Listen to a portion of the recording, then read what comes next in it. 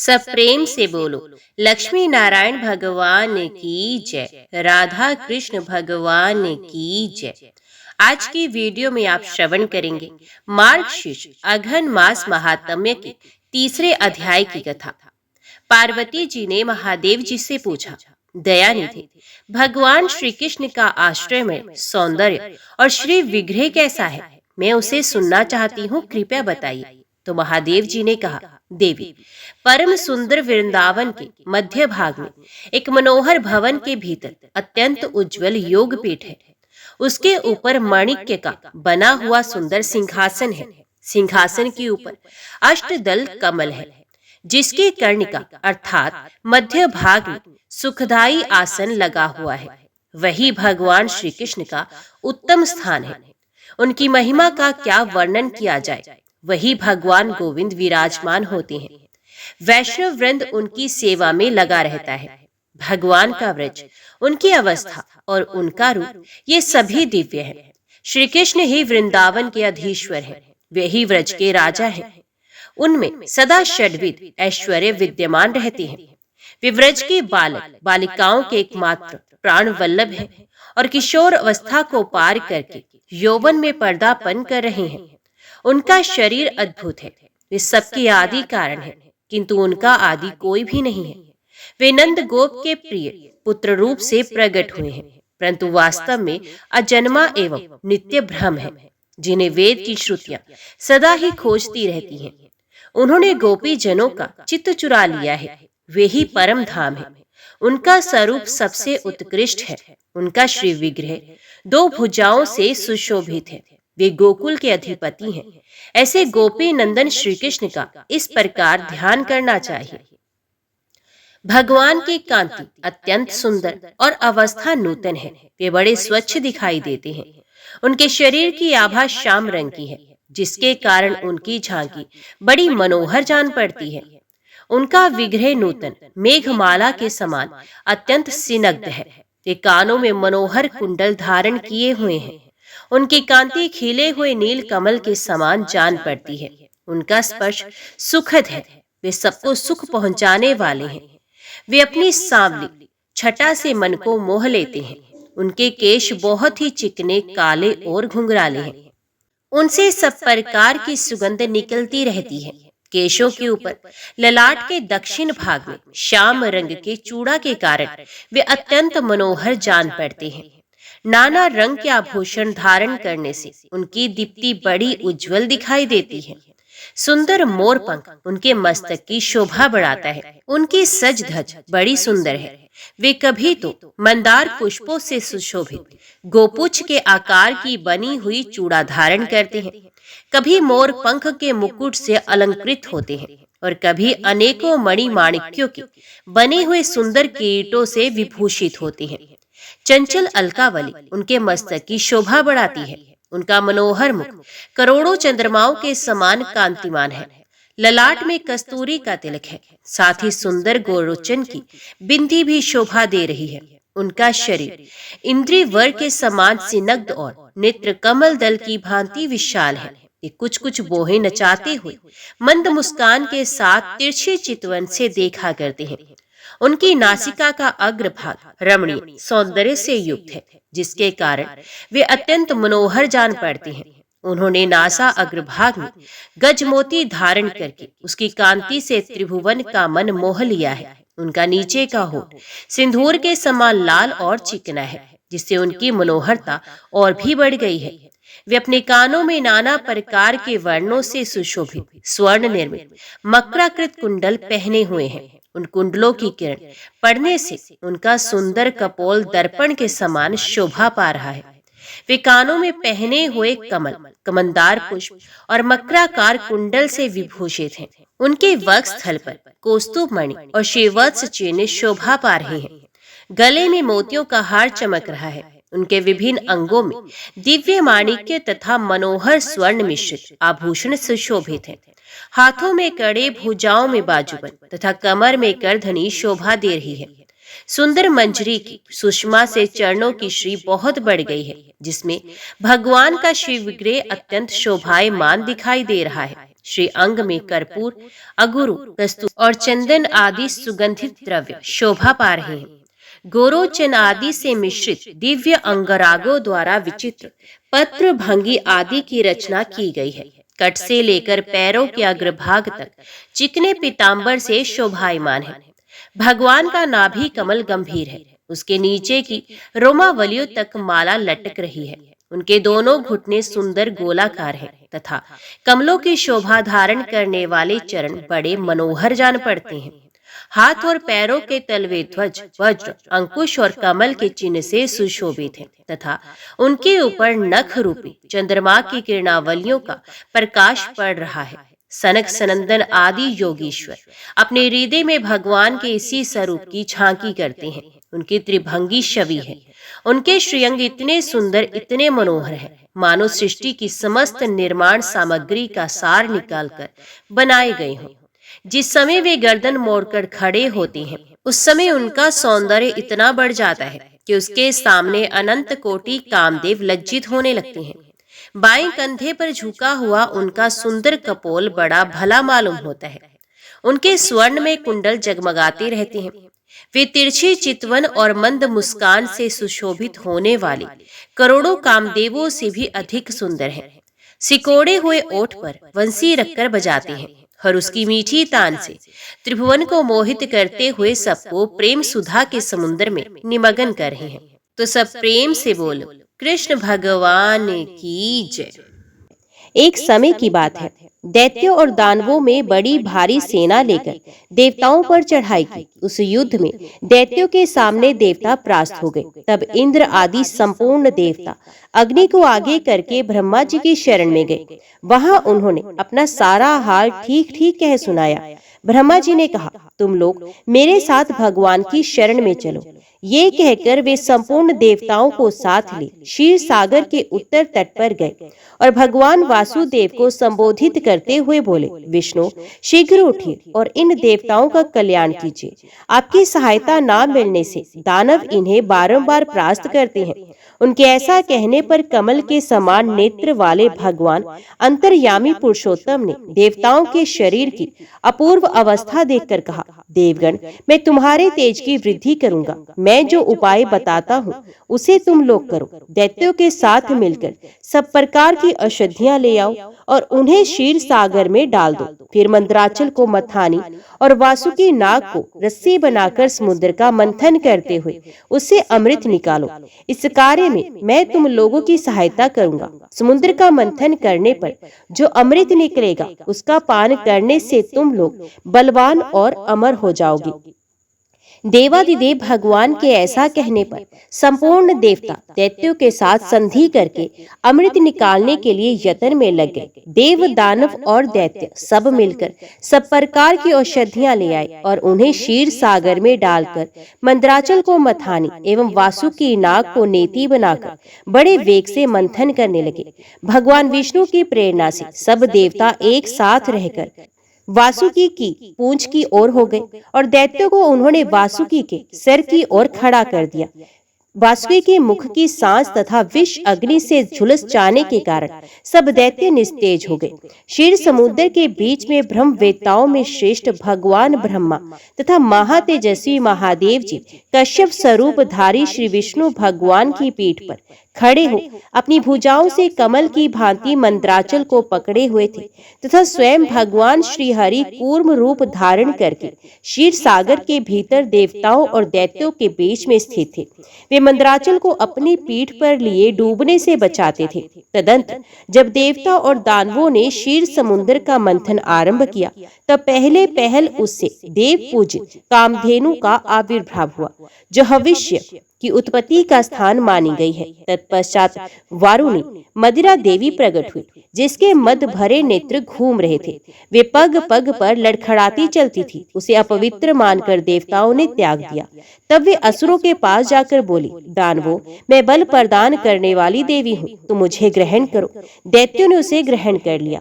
इसके बाद पुण्य मंथन आरंभ होने पर पारिजात कल्प वृक्ष उत्पन्न हुआ, जो अपनी शोभा से देवताओं का आनंद बढ़ाने वाला था। तदंतर 60 करोड़ अप्सराएं प्रकट हुई, जो देवता और दानवों की समान रूप से भोग्या हुई।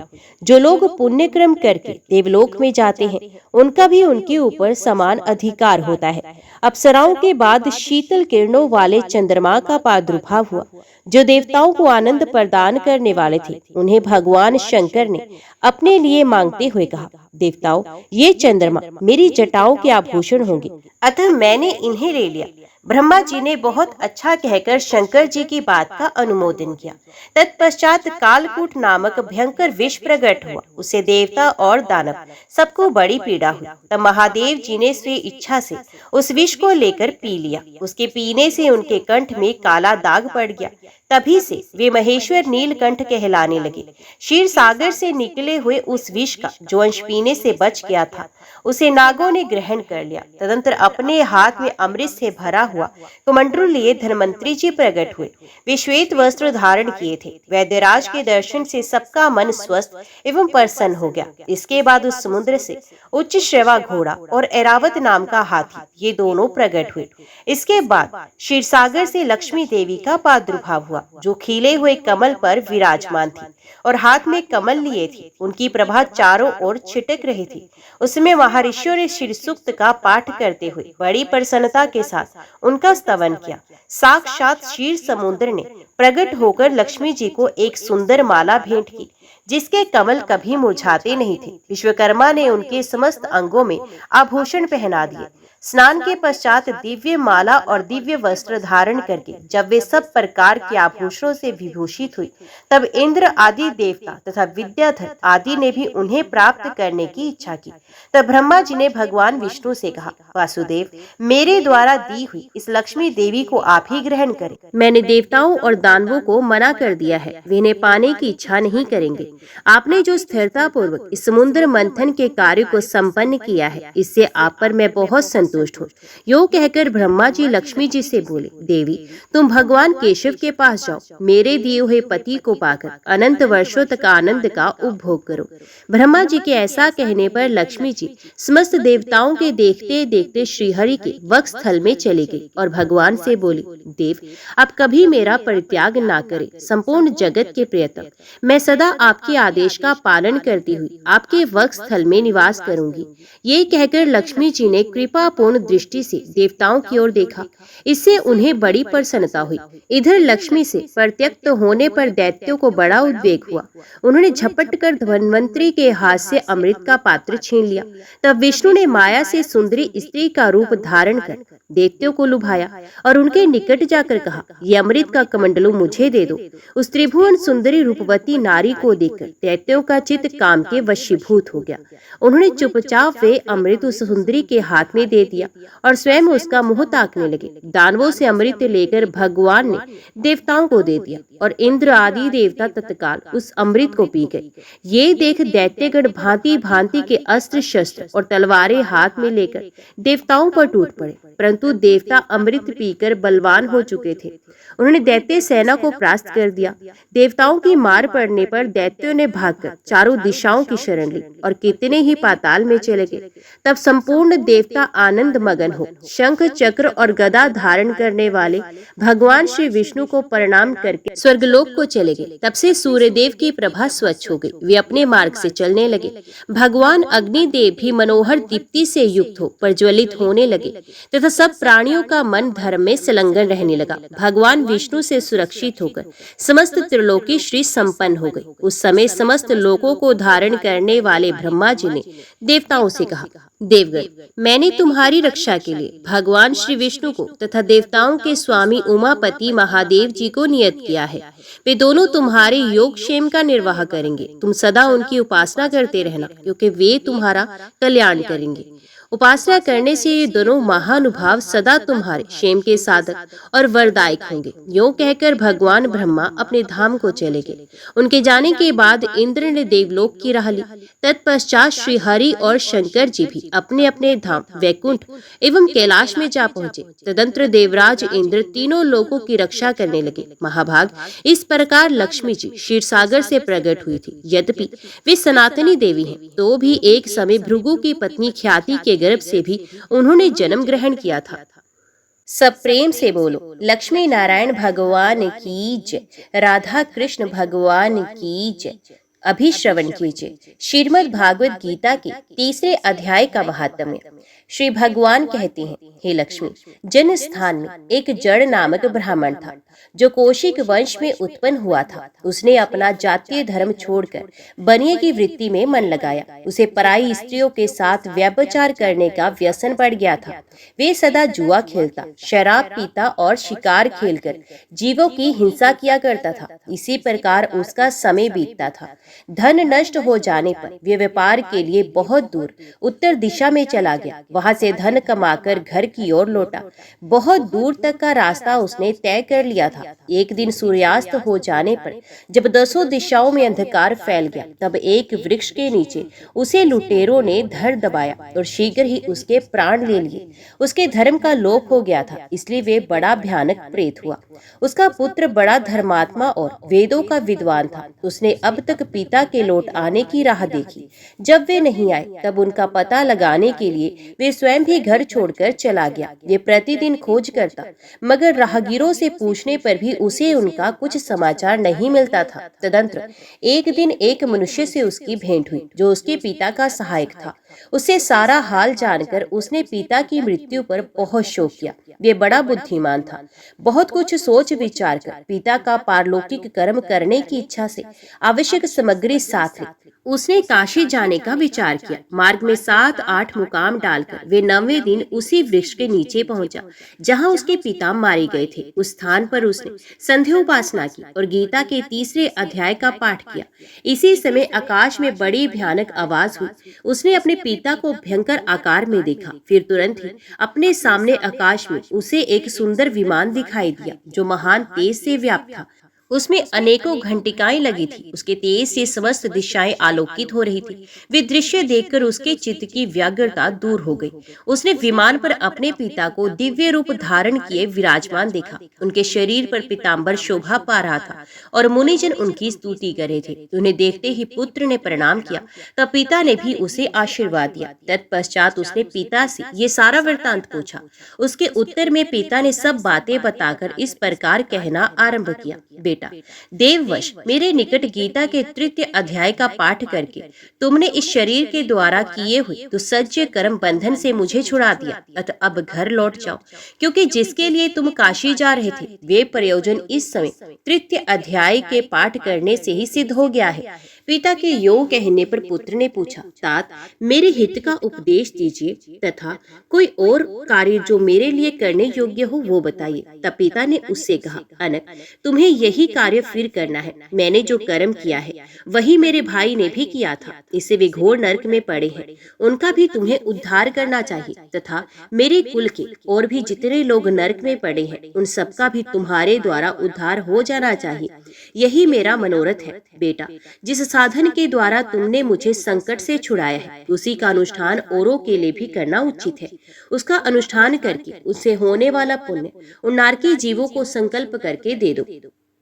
इससे वे समस्त पूर्वज मेरे ही तरह यात्रा से मुक्त हो श्री विष्णु जी के परम पद को प्राप्त हो जाएंगे। पिता का ये संदेश सुनकर पुत्र ने कहा, तात, यदि ऐसी बात है और आपकी भी ऐसी ही रुचि है तो मैं समस्त नारकी जीवों का नरक से उद्धार कर दूंगा। ये सुनकर उसके पिता बोले, बेटा, एवं वस्तु तुम्हारा कल्याण हो। मैं अत्यंत प्रिय कार्य संपन्न हो गया। इस प्रकार पुत्र को आश्वासन देकर उसके पिता भगवान विष्णु के परम धाम को चले गए। तत्पश्चात वे भी लौटकर जनस्थान में आया और परम सुंदर भगवान श्री कृष्ण के मंदिर में उनके समक्ष बैठकर पिता के आदेश अनुसार गीता के तीसरे अध्याय का पाठ करने लगा। उसने नारकी जीवों का उद्धार करने की इच्छा से गीता पाठ जनित सारा पुण्य संकल्प करके दे दिया। इसी बीच में भगवान श्री विष्णु के दूत यातना भोगने वाले नारकी जीवों को छुड़ाने के लिए यमराज के पास गए। यमराज ने नाना प्रकार के सत्कारों से उनका पूजन किया और कुशल पूछी। वे बोले, धर्मराज, हम लोगों के लिए सब और आनंद ही आनंद है। इस प्रकार सत्कार करके पितृलोक के सम्राट परम बुद्धिमान यम ने विष्णु दूतों से यमलोक में आने का कारण पूछा। तब विष्णु दूतों ने कहा, यमराज, शेष शैया पर शयन करने वाले भगवान विष्णु ने हम लोगों को आपके पास कुछ संदेश देने के लिए भेजा है। भगवान हम लोगों के मुख से आपकी कुशल पूछते हैं और ये आज्ञा देते हैं कि आप नरक में पड़े हुए समस्त प्राणियों को छोड़ दें। अमित तेजस्वी भगवान श्री विष्णु का ये आदेश सुनकर यम ने मस्तक झुकाकर उसे स्वीकार किया और मन ही मन कुछ सोचा। तत्पश्चात मदोमत नारकी जीवों को नरक से मुक्त देकर उनके साथ ही वे भगवान विष्णु के वास स्थान को चले गए। यमराज श्रेष्ठ विमान के द्वारा जहाँ क्षीर सागर है वहां जा पहुंचे। उसके भीतर कोटि कोटि सूर्य के समान कांतिमान, नील कमल दल के समान श्याम सुंदर लोकनाथ जगत गुरु श्री हरि का उन्होंने दर्शन किया। भगवान का तेज उनकी शैया बने हुए शेषनाग के फनों की मणियों के प्रकाश से दोगुना हो रहा था। वे आनंद युक्त दिखाई दे रहे थे। उनका हृदय प्रसन्नता से परिपूर्ण था। भगवती लक्ष्मी अपनी सरल चितवन से प्रेम पूर्वक उन्हें बारंबार निहार रही थी। चारों ओर योगीजन भगवान की सेवा में खड़े थे। उन योगियों की आंखों के तारे ध्यानस्थ होने के कारण निश्चल प्रतीत होते थे। देवराज इंद्र अपने विरोधियों को परास्त करने के उद्देश्य से भगवान की स्तुति कर रहे थे। ब्रह्मा जी के मुख से निकले हुए वेदांत वाक्य मूर्तिमान होकर भगवान के गुणों का गान कर रहे थे। भगवान पूर्णत संतुष्ट होने के साथ ही समस्त योनियों की ओर से उदासीन प्रतीत होते थे। जीवों में से जिन्होंने योग साधन के द्वारा अधिक पुण्य संचय किया था, उन सबको एक ही साथ वे कृपा दृष्टि से निहार रहे थे। भगवान अपने स्वरूप भूत अखिल चराचर जगत को आनंद पूर्ण दृष्टि से आमोदित कर रहे थे। शेषनाग की प्रभा से उद्भासित एवं सर्वत्र व्यापक दिव्य विग्रह धारण की नील कमल के सदृश श्याम वर्ण वाले श्री हरि ऐसे जान पड़ते थे मानो चांदनी से घिरा हुआ आकाश सुशोभित हो रहा हो। इस प्रकार भगवान की झांकी करके यमराज अपनी विशाल बुद्धि के द्वारा उनकी स्तुति करने लगे। यमराज बोले, संपूर्ण जगत का निर्माण करने वाले परमेश्वर, आपका अंतकरण अत्यंत निर्मल है। आपके मुख से ही वेदों का प्रादुर्भाव हुआ है। आप ही विश्व स्वरूप और इसके विधायक ब्रह्मा है। आपको नमस्कार है। अपने बल और वेग के कारण जो अत्यंत दुर्दश प्रतीत होते हैं, ऐसे दानवेंद्रों का अभिमान चूर्ण करने वाले भगवान विष्णु को नमस्कार है। पालन के समय सत्व में शरीर धारण करने वाले विश्व के आधारभूत सर्वव्यापी श्री हरि को नमस्कार। समस्त देहधारियों की पातक राशि को दूर करने वाले परमात्मा को प्रणाम है। जिनके ललाटवर्ती नेत्र के तनिक सा खुलने पर भी आग की लपटें निकलने लगती हैं। और रुद्र रूपधारी आप परमेश्वर को नमस्कार है। आप संपूर्ण विश्व के गुरु, आत्मा और महेश्वर है। अतः समस्त वैष्णव जनों को संकट से मुक्त करके उन पर अनुग्रह करते हैं। आप माया से विस्तार को प्राप्त हुए अखिल विश्व में व्याप्त होकर भी कभी माया अथवा उससे उत्पन्न होने वाले गुणों से मोहित नहीं होते। माया तथा माया जनित गुणों के बीच में स्थित होने पर भी आप पर उनमें से किसी का प्रभाव नहीं पड़ता। आपकी महिमा का अंत नहीं, क्योंकि आप असीम हैं। फिर आप वाणी के विषय कैसे हो सकते हैं? अतः मेरा मौन रहना ही उचित है। इस प्रकार स्तुति करके यमराज ने हाथ जोड़कर कहा, जगत गुरु, आपके आदेश से इन जीवों को गुण रहित होने पर भी मैंने छोड़ दिया है। अब मेरे योग्य और जो कोई कार्य हो वे बताइए। उनके योग कहने पर भगवान मधुसूदन मेघ के समान गंभीर वाणी द्वारा मानो अमृत रस से सींचते हुए बोले, धर्मराज, तुम सबके प्रति समान भाव रखते हुए लोगों का पाप से उद्धार कर रहे हो। तुम पर देहधारियों का भार रखकर मैं निश्चित हूँ। अब तुम अपना काम करो और अपने लोक को लौट जाओ। योग कहकर भगवान अंतर ध्यान हो गए। यमराज भी अपनी पूरी को लौटाए तथा वे ब्राह्मण अपनी जाति के और समस्त नारकी जीवों का नरक से उद्धार करके स्वयं भी श्रेष्ठ विमान द्वारा श्री विष्णु धाम को चला गया। ओम नमो भगवते वासुदेवाय नमः। जय श्री राधे कृष्णा। आज की वीडियो में इतना ही। उम्मीद करती हूँ वीडियो आपको पसंद आई होगी। वीडियो पसंद आई हो तो वीडियो को लाइक और चैनल को सब्सक्राइब जरूर कीजिएगा। जय श्री हरि लिखकर कमेंट बॉक्स में अपनी हाजिरी और अपने सुझाव देना ना भूलेगा। तो मिलते हैं अगली कथा अगली वीडियो के साथ। तब तक के लिए देखते व सुनते रहिए। जय मां कंचन, जय माता दी।